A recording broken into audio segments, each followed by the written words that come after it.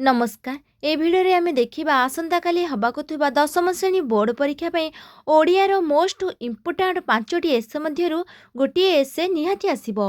प्रथम तो देखा सुभद्रा योजना, यार उपक्रम, योजनार लक्ष्य उद्देश्य, उपकृत हिताधिकारी और उपसंहार यही भाव में तुम सुभद्रा योजना लिखिबो।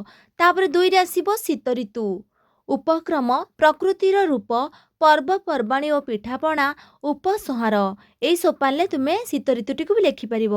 देन आउ गोटे देखा कि कृत्रिम बुद्धिमत्ता जोटा कि आर्टिफिशियल इंटेलिजेंस बा एआई, यार उपक्रम, विभिन्न क्षेत्र में व्यवहार, सुविधा और असुविधा, उपसंहार यही सोपान तुमे एको लिखिपर।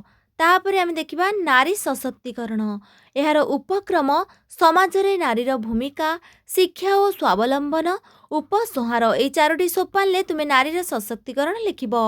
तापर देखा गोटे संवाद पत्र, यार उपक्रम, विभिन्न प्रकार संवाद, ज्ञान आहरण और सचेतनता, उपसंहार यही 5टी रचना मध्यरु निहाती गोटे आसीथिबो तुमे माने लेखिके आसीबो।